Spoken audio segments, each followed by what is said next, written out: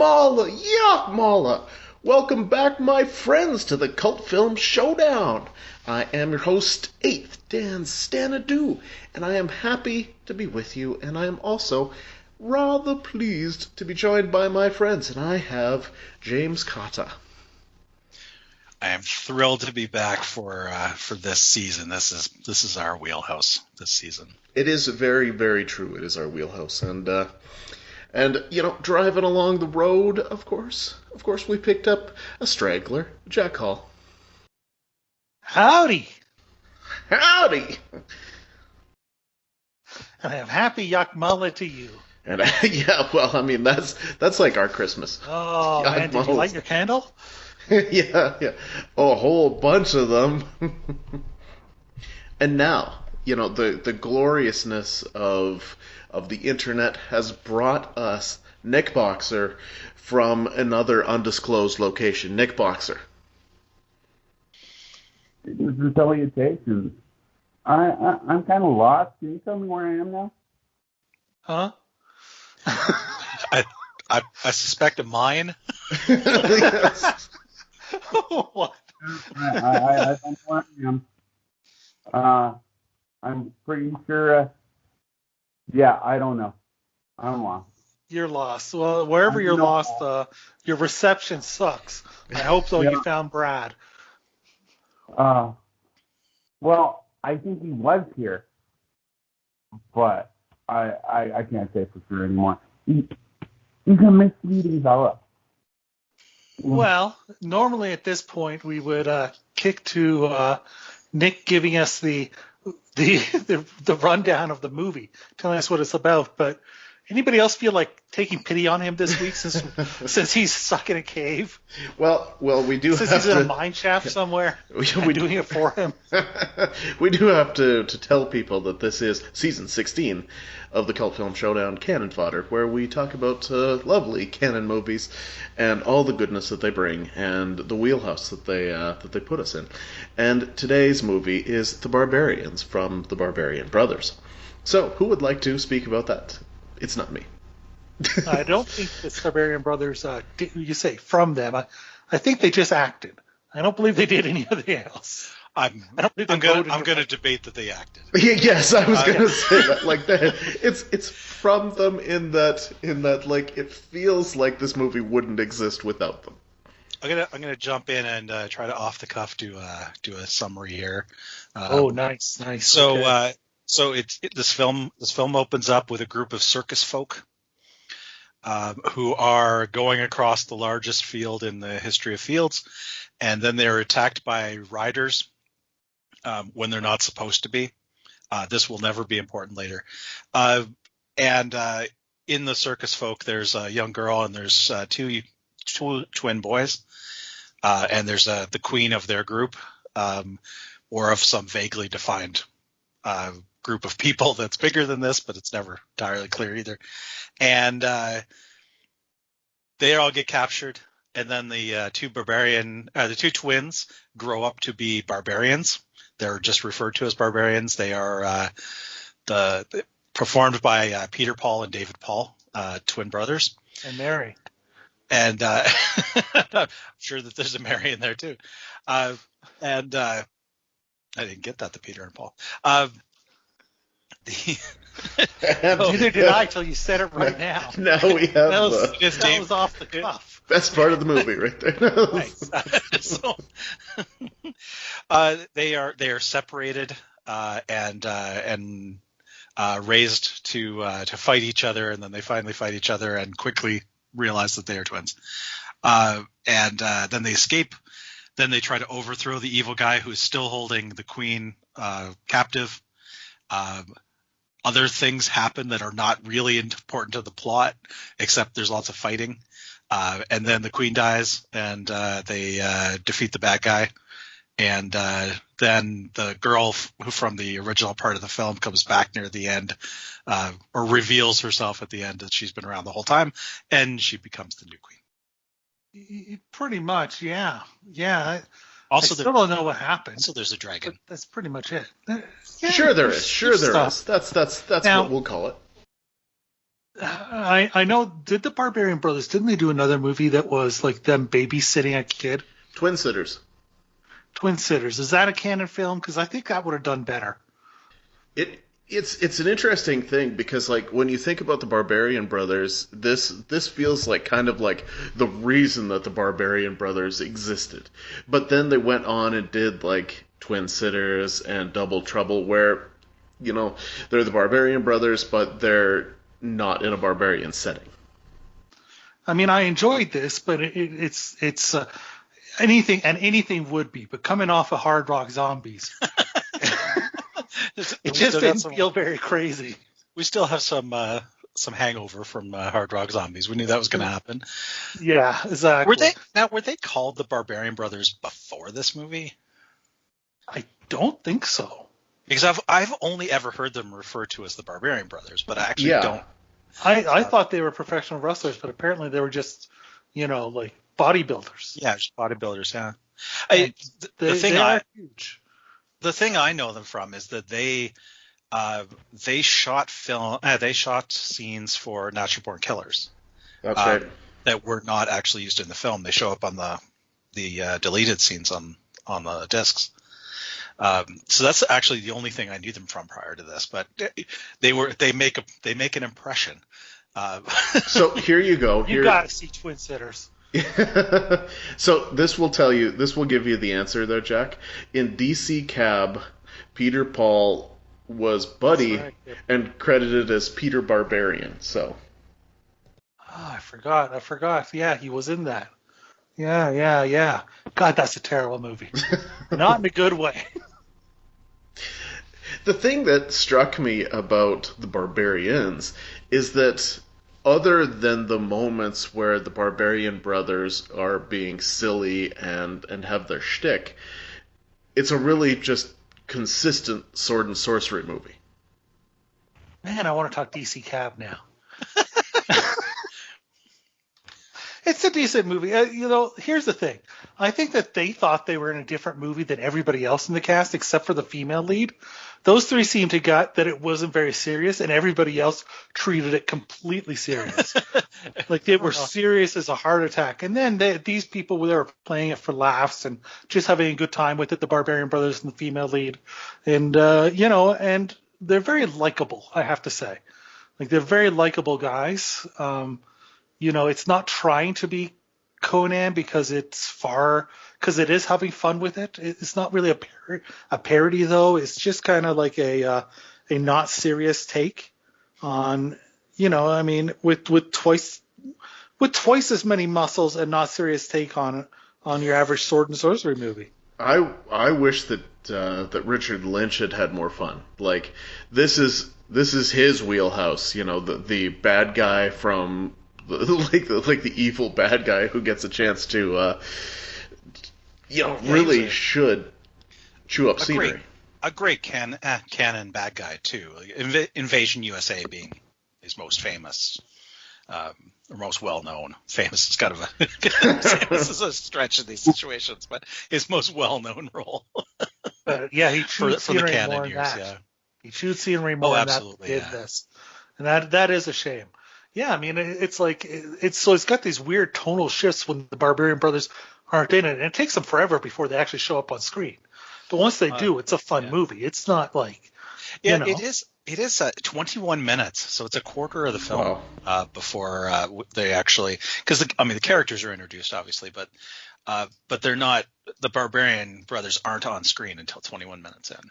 Yeah, they're kids before that, but yeah, then when the first time they're on screen and they're talking to each other, and he goes, "I'm your brother, bonehead." I went, "I'm gonna enjoy it from here." Yeah. It is a bit over serious in outside of them though. Yeah, except for Michael Berryman as Dirt Master. Oh my God, Michael Berryman. Hills Have Eyes, I think, would be his most famous role. I actually never remember the actor's name. But the most recognizable. He is a master of understated performance, that guy. I was surprised he wasn't in it more. Oh, it's such a shame that he wasn't because, I mean, any time he was on the screen and it was like half half like yelling, half yodeling, half like talking. I don't even know what the hell he was doing, but it was just it was crazy. I don't know if he wasn't supposed to be verbal but I feel like he has lines though. Was his character named Dirt Master? Dirt Master, yes. Dirt Master is what he's credited as, yeah. Oh, what a great... He had a cool horn on his forehead. Oh my God, the rhino horn on his forehead. Oh, so good. Like that for no reason. Oh yeah, no, I mean you can't get a more like I don't have a penis thing put on your face than that thing. It was just strapped there for no reason. It's like, well, it was a design choice. And that's the thing, right? Because nobody can remember Michael Berryman's name. Then it's just like in my notes. It's just like, oh, horn guy. I'll remember that. Don't you worry. You'll never forget that horn. Yeah. No, I knew with this movie as soon as I saw like the first credit, Dirt Master, I was sort of like, yeah, this is gonna be fun. Although I have to say, as a kid, I remember this having like way more nudity. Like Annie? I was really disappointed. No, I actually thought there it was are a couple breaths. The beginning for most of the movie, I thought it was PG-13, and then there was gratuitous nudity for no reason. And I was like, so I don't know what they were going for. Like I say, and they, but there are a lot of sword and sorcery movies have a lot more nudity than this one, because that genre is usually great for that. I think I blinked and missed the nudity. Yeah, I think I must have as well. But, it's just like a woman in the background of a shot or something, right? Like it's not the horror tent. Yeah, that's where I thought it was. Oh yeah, that's there's right. a few women in there. Yeah, in the harem, yeah. In the harem, there's. And that's the one thing I did see. I can mention, I did see a lot more barbarian ass cheek than I was really looking for. They were in this movie. They're personal. They're dressed for the day. Yeah. Yeah, it's a crazy movie too because it's directed by Ruggero Deodato, and I mean this is nothing like Cannibal Holocaust. I think thematically, it's. I do like that. Really, a spiritual successor. Yeah. I don't think he was arrested for this one. I feel like they were trying to build a bit of different personality between the two brothers, despite me never remembering their names even while I was watching the movie. Well, the characters' names. Oh yeah, like Kuchek and Gore. Like there's can't it? Yeah. No frickin' way. Kuchek and Gore, yeah. But they added in some personality stuff, which was funny, and it would have worked had they been, actors. I think you really would have been able to nail it. The only thing I could think of that really separated the two of them was one of them had that laugh that I was not expecting. Was it only one of them? I thought they both had the laugh. I think just one of them had the laugh. One of them had the Revenge of the Nerds laugh. Yeah, I think that was a choice to try to differentiate them. I feel like you could have done a scar on one of them and been there. Like, give one of them a hat. Like, I think you could have done this a lot simpler. But and they also had, there was a couple of running gags. One of them was like the one brother's never happy with what he has, and the other guy's always satisfied. It was cute, for sure. It was cute, yeah. Like it is tonally. You're right. It's like it is a very weird movie. It could have been PG. These guys could have been like, these guys could have been He-Man. Like, yeah. These guys not He-Man. They could have been Turner from Turner and Hooch. I mean that level. Maybe Hooch. I think Hooch might be a little bit better actor. Oh, but okay. A little more realistic. To tell you the truth, I don't know who is Turner and who is Hooch and Turner. Tom Hanks was Turner, and I do not think that comparing the Barbarian brothers to Tom Hanks is as strong. Oh, come on. Let's do it. Let's do it because we'll suggest that they are on par with Tom Hanks. Well, obviously, but Just as beloved. yeah. Let's see if we can get them on because One of we've them compared passed them. away, I think, a year or two Just ago. a year or two ago, yeah. Yeah, one of them unfortunately did, but maybe we get the other one on. So I have a couple of questions before we get to. Oh, well, I also do. I have a You- question. You usually have a question. So near the end, we finally get the reveal that the woman who's been hanging around them the whole time is Kara, the missing person from their tribe. At what point do the barbarians figure out that she's Kara? It's only one of them that actually figures it out, which is I'd say the smart one, but I don't know which one that is. Grading on a curve there. Yeah, exactly. And I think he did it like immediately. Like he recognized her when she was just a miscellaneous raider in the camp. Well, no, like he didn't. It didn't because make any sense. They couldn't have because they weren't sure to let her out of the cage. So I think that. And why was she in the cage? I guess and it's Never fine. made clear. I don't need to know that. But ultimately, I think it must have been like as they were traveling because they trusted her a lot, and there was a point where I think they allowed that trust to guide them down a path that maybe if you didn't realize it, I don't know. It's somewhere in the middle. I think he most accurately said it when he summed it up with, I don't know. Or I don't need to know. I think that's You don't it. need I to don't know. need to know. I don't know. I'm pretty sure nobody saw that coming, though. What a reveal. That hasn't been in every other movie ever. What is hilarious is that there are only like 4 women with lines in this whole movie. One of them's the queen. One of them's like the evil sorceress. And at one point, like they're in this bar, and there's this big thing going on, and they make a big deal about this dancer who's in the bar, like doing a show. And for about 2 minutes, I'm like, maybe she's Kara. Is that where this is going? No, it was not. Like that. No. That scene. It could be completely removed from the film. It changes nothing. Oh yeah, I love the fact that they needed weapons to storm the bad guy's lair. They didn't get them, and so then they just did anyways. Well, this brings up sort of a problem I had with the movie. They don't accomplish anything they set out to. They go to get weapons. They storm the Herald. They don't get weapons. They storm the Herald. They don't release the Queen from her cage because I don't know why. Yeah, she's going to cover for them, which lasts about 30 seconds. Then they have to get special weapons to get the ruby, which they do get. But did they need the weapons to defeat the dragon to get the ruby? No. And then they don't save the Queen, and the bad guy just shows up on a dirt road for the end fight, and like you don't get to see like the Dirt Master do anything. No, is he even at the end? Does he even show up, or does he just disappear halfway through the movie? Well, that's what I seem to remember. Yeah, really, we could have just had Kara find a ruby, and thus she's the Queen. End of movie. Not a very entertaining movie, but.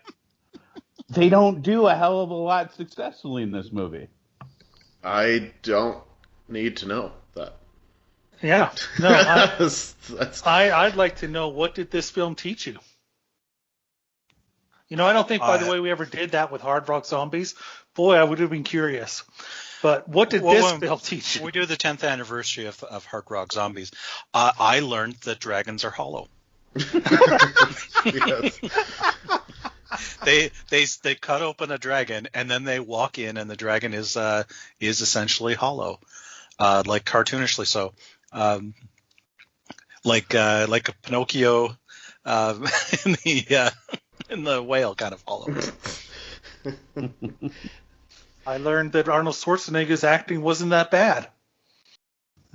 I learned that even if an actor looks the part, maybe you should make him act rather than just casting right away. I learned that story is largely unnecessary.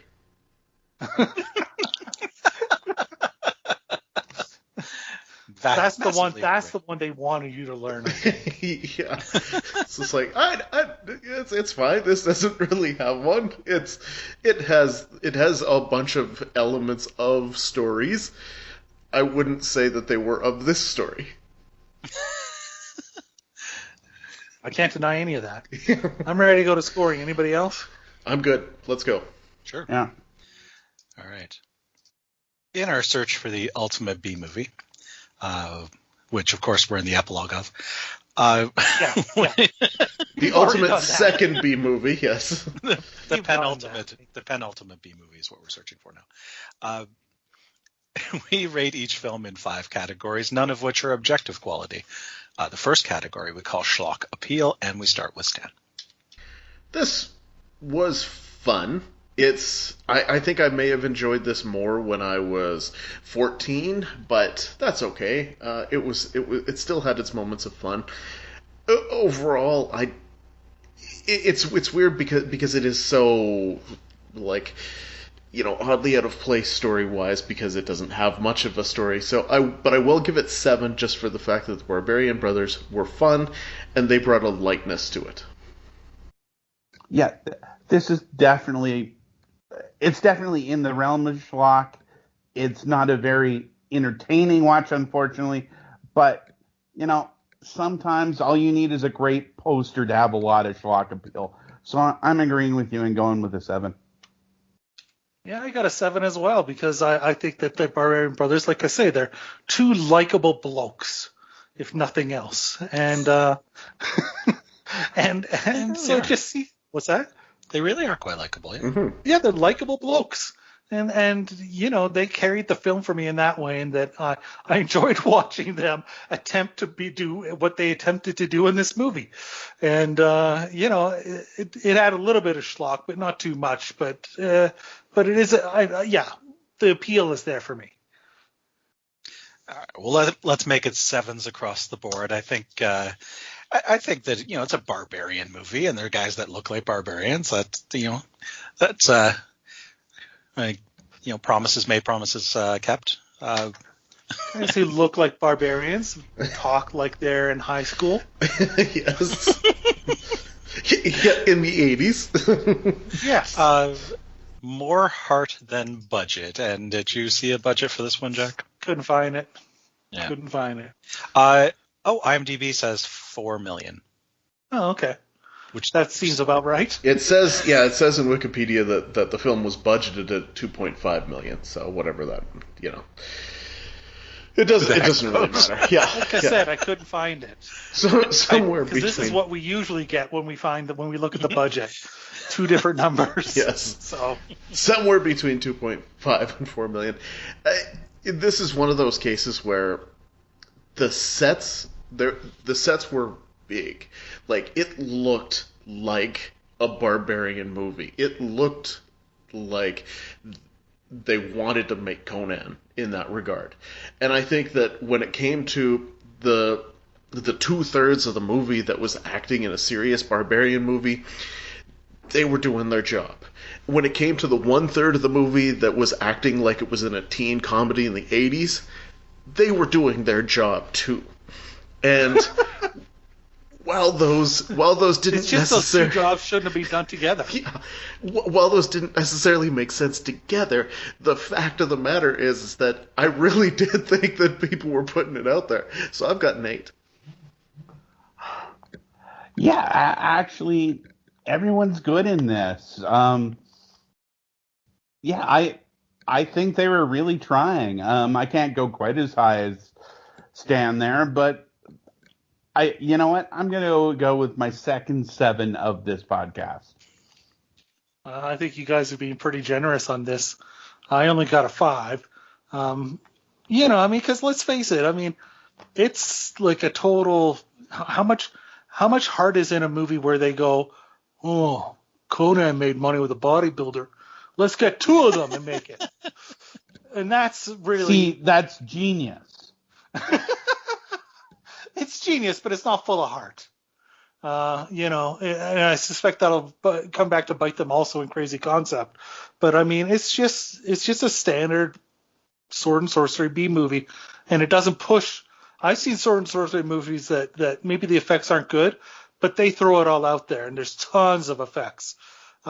This one was pretty modest, so I only got a 5. I think that the Barbarian brothers brought most of the heart for this film. So I'm going to go to a 7 on this. I think I think they had fun, and I think if the filmmakers had leaned into that a bit more, like, I mean, the timing that this movie came out, it was the time that you could have like a Mr. T or Chuck Norris was starting to become more family friendly. Like, I think that you could have leaned into this and made a kid friendly movie that would have worked better. You could have, but then again, the Toxic Avenger got a Saturday morning cartoon in the 80s. That's true. So maybe it doesn't matter. Weird ass stuff. Yeah. They should have gotten a cartoon out of this if Rambo and Toxic Avenger could. Exactly. All right. What the fuck moments? I think it's because of the serious versus the teen comedy is in itself what the fuck, but it also kind of takes away from what the fuck. I mean, the Michael Berryman, every time he shows up on the screen, it's just like, whoa, what the fuck, dude? But,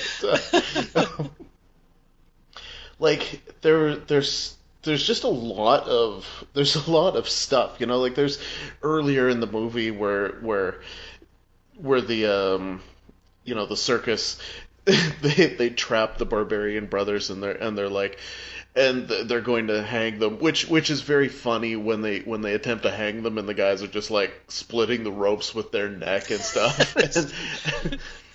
And then flex and they're free. Yeah, and then they go and show off, and then they go and look, and they're like, "Oh, they have the mark. These are the brothers." And I'm like, couldn't you just have, looked for that first when they said who they were? But that's okay. It's all right.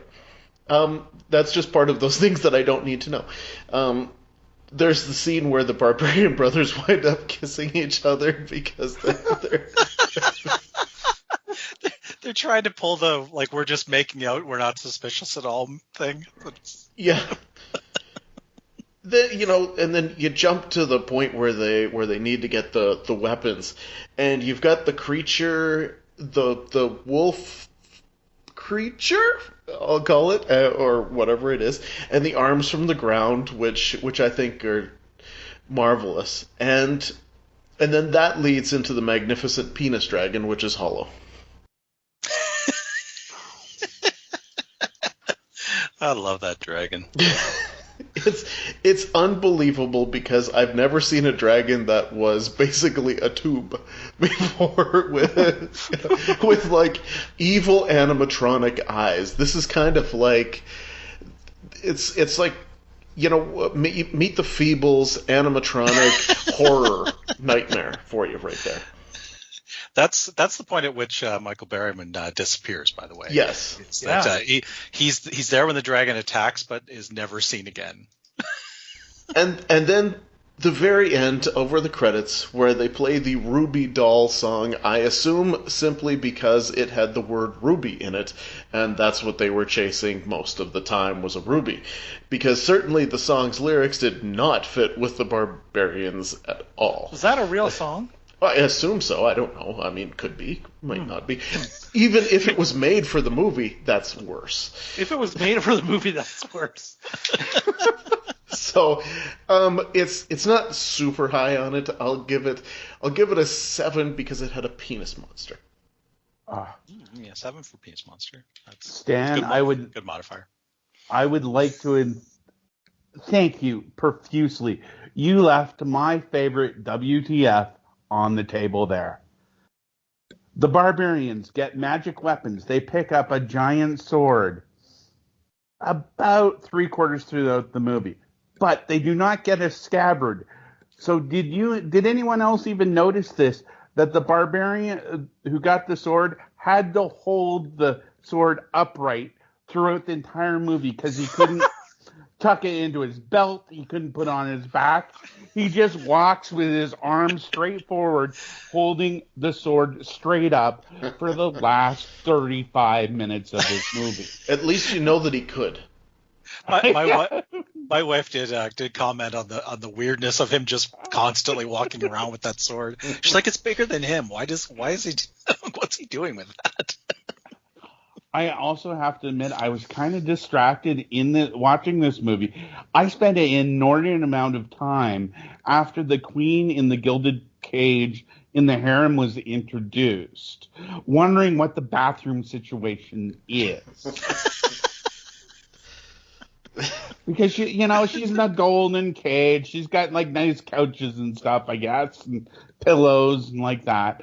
But she's locked in there. None of the harem girls seem to be able to get her out or anything like that. Otherwise, she would have escaped with them.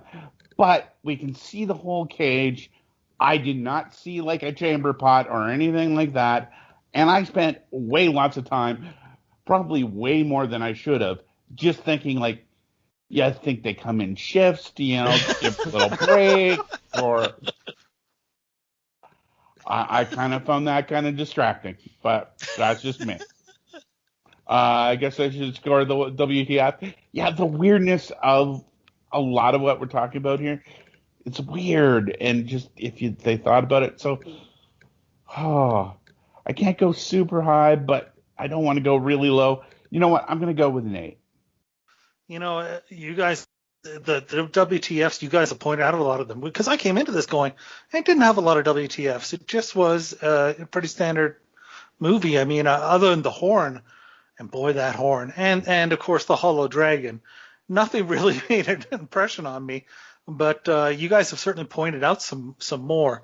I think that it's not chock full of WTFs. It doesn't have like all the WTFs like our last film, but it does have the ones that are there are pretty solid. So let's give it a 6.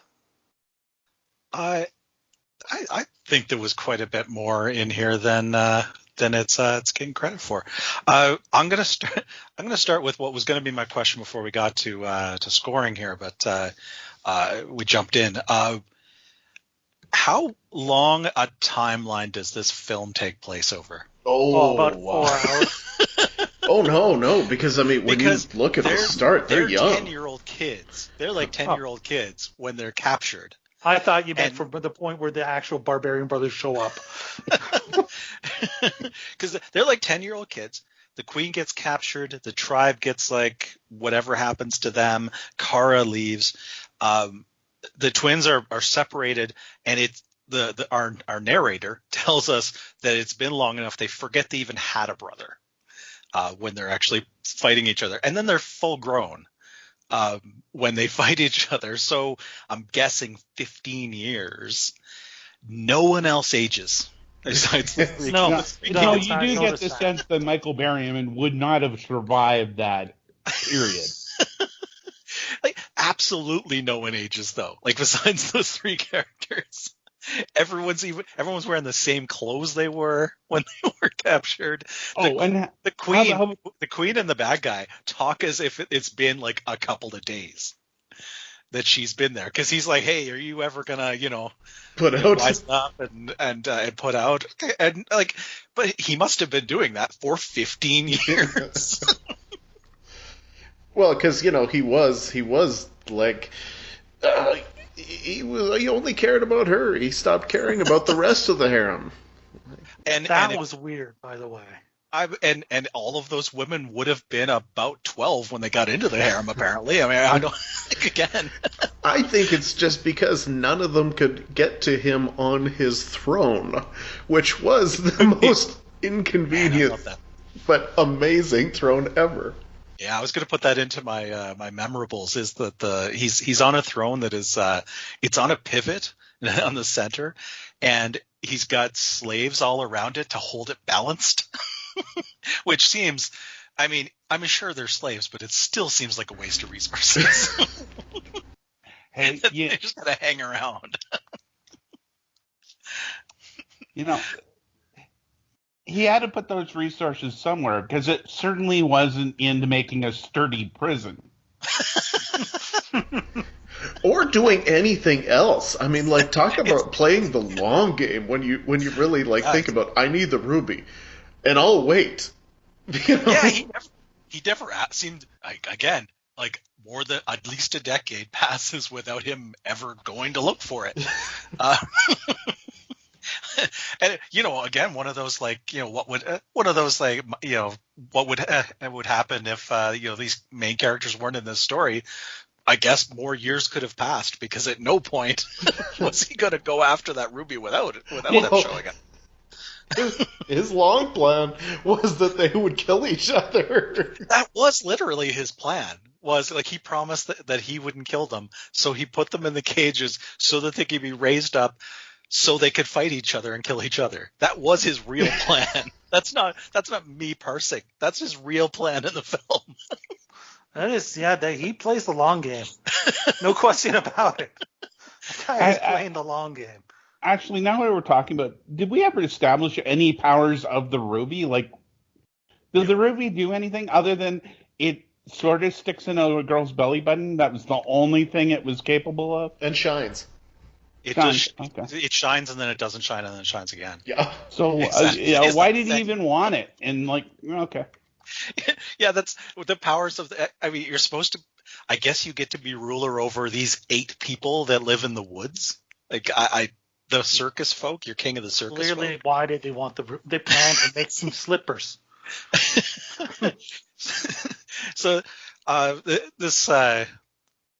this leads me to my final what the fuck, which is at the end of the film, they get the ruby.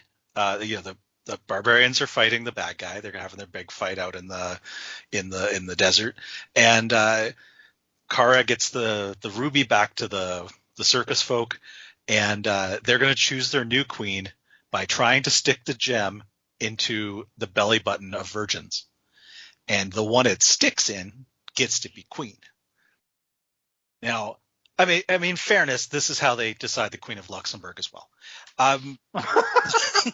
You know what? I got a plastic gem here from a gauntlet that isn't quite complete. I think I'm going to hang out at the mall this summer and find a queen. Yeah, exactly. Audition, yeah.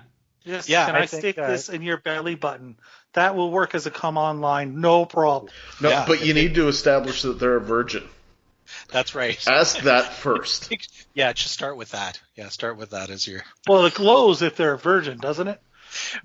No. And then, no, it sticks in their belly button. You try to stick it in their belly button. If it doesn't glow and it falls out, well, they can still be a virgin, but they're not the queen. To be it's queen. Vague on that. It's vague on that second point, actually. I kind of got the idea from their looks that that's not what it means. They're probably not a virgin if it fell out. And I got to say, these are all women of marriageable age, and there's only 10 people in the tribe. Hell, even an old priest was married in this. Yeah, exactly. To a hot woman. So I'm gonna go all the way up to a 9 because that is the weirdest way to choose your ruler that I have seen in a film ever. Memorable moments.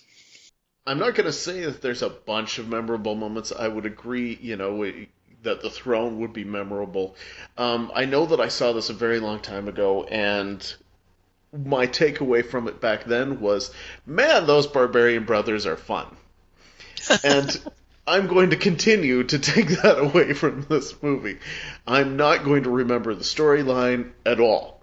So I think maybe the penis monster will show up, but but again, those kind of things, and that's my nightmares. But there's not a whole lot in here. So for Barbarian Brothers, 4. I'm giving it a 4 as well, just on the basis, it'll always be the Barbarian movie, the one with the Barbarian brothers, those 2 Conan-looking dudes. That should have been a better movie. So, 4. Yeah, I mean, I got the same score. It's when you say Barbarian Brothers, 2 things come up to me.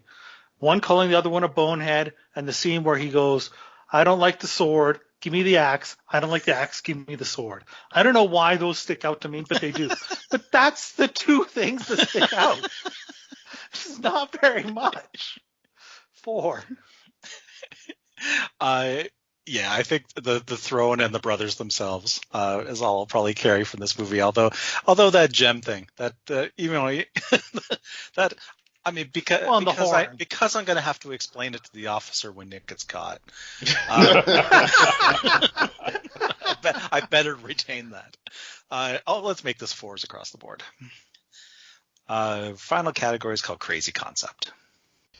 Yeah, these, sword and sorcery is always a little bit of hit and miss because it's a well-traveled road, and I think that there's so many tropes that just show up again and again and again, and this tried to give you all of them without caring whether they actually even worked in the story, which I think is a crazy concept in and of itself, that you could just try to write everything in, and who gives a damn if it actually makes sense. But that doesn't mean that it's particularly crazy. So I'll give it a 3. I'm just gonna. It's not particularly crazy. I'll give it slightly higher from you than you, because I can't think of too many movies made on such a basic, weird premise of, they made Conan with one barbarian. We got 2. They're twins. Twice as much good. It's twice. Yeah. Yeah. But other than that, like, Crazy Concept is pretty thin. So yeah, for just out of curiosity, did the Barbie twins ever get a movie of some sort? The only other famous twins I can think of. Mainstream? I think non-porno. Yeah, well, Mary-Kate and Ashley did a lot. Yeah, those that was the other famous twins that I know. And I don't know that their movies would score particularly well. I think a couple of them would do better than this is doing. I think there's a chance, yeah. I can't think of the Barbie twins getting a movie. No. Well, I'm trying to stay era-specific twins. It's not a lot to choose from.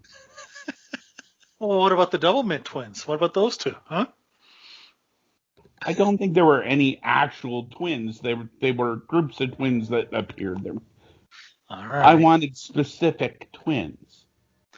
What about the Lees? What is it? I think it's the Lee, Jason Lee, and what's the other one? I have no idea where you're going with Justin Lee. Are we just going to talk about twins now? Is that? Well, he started it. I didn't. Yeah, from the guy from Mallrats, and then the other one is his brother that had the better career. And I don't think they're twins though. No, I think they're twins. Just into siblings. I don't. Somebody look that up. I'll bet you $9. $9. They are twins. There's the Ashmore twins. Ah, there you go. Yeah, I don't think they do anything together. Like, they've did some. This has really gone to a Oh boy, yeah, okay. And the answer is no. The Barbie twins never did any films. And the Lee twins are twins. All right then. All right. So no, I did not look that up. I was hoping you would have looked it up. I've seen that out there. I could only do one fact at a time while you're okay. While I'm waiting for your score. Well, am I supposed to give it a score? Oh, okay. I wouldn't mind if you did. Let's get back to the topic at hand. Crazy concept. Let me see. They saw these guys, they're bodybuilders and they're twins, and they went, I think there's money to be made with these guys. Bodybuilder types are in right now. They're making money with them in professional wrestling like crazy. The Conan came out and it's just muscular, big, jacked up guys is very marketable right now. And we got 2 of them. What's the most obvious movie we can cast them in? Oh, why don't we make them Barbarians? Cool. One of them's last name is already going by Barbarian. And that's the movie and it's not a very crazy concept at all. Like I'm scoring this film so much less than, this is like one of those films that scores less than how much I enjoyed it based on our scoring system. Yeah. Like I enjoyed this film a lot. I really did. I had fun, but I'm only giving this a 3. And by the way, Jeremy London and Jason London are the twins. There you go. Jeremy London and Jason London are twins. They are. I told you, That's the true. Lee brothers. That's true. The Lee brothers, yeah. That's their barbarian name.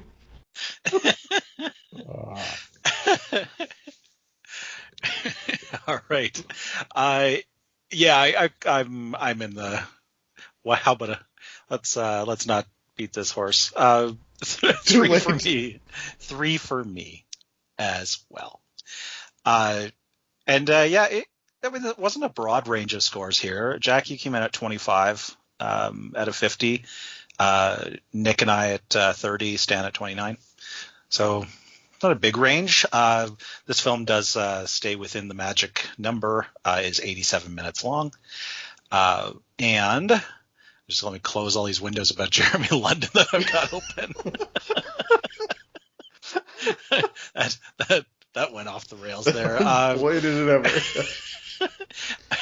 Leaves it at it's a middle of the road movie that ends up with a middle of the road score, 57 out of 100, which puts it right above Bloodsport, tied with Spellcaster, and right below Dracula 80, 1972.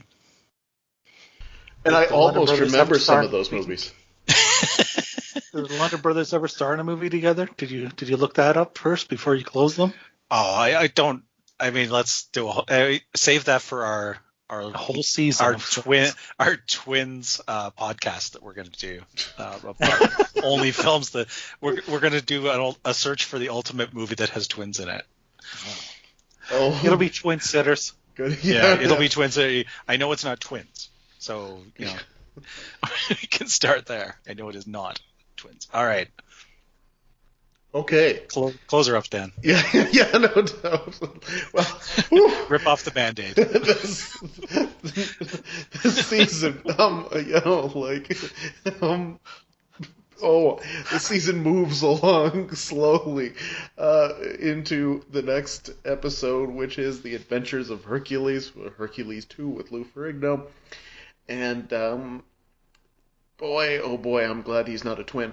But anyways, please, let's do some business. All right. We are on Patreon. We have a nice Patreon. You can support the work we're doing, searching for the penultimate B movie, and that's under Cult Film Showdown. We're on Instagram at Cult Film Showdown. We are sponsored by WeTalkPodcast.com. That's the home of the Octagon, where you can keep track of our whole archive of more than 100 films now, 120 some films, something like that, that we have talked about on the show. And they have a Facebook and they have a Twitter. And we're also on YouTube. You can subscribe there as well. Hooray for us. But yes, so join us as we continue to talk about B movies and score them in hopes that they just enter the Octagon nicely. So I'm going to wrap this up for Jim and for Jack and for Nick. I am your host, 8th Dan Stanadu, and thanks for listening to the Cult Film Showdown.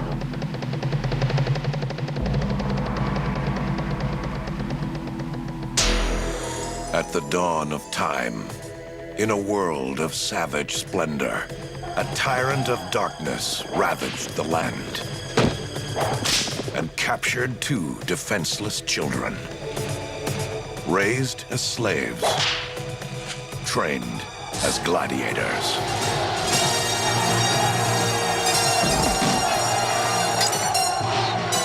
Only together could they defeat the evil warlord. They were rogues. Look at the size of you two. Adventurers. Heroes.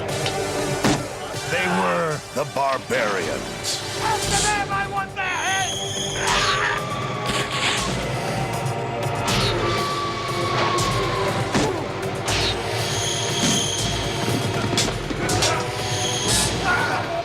Fight or run. Run.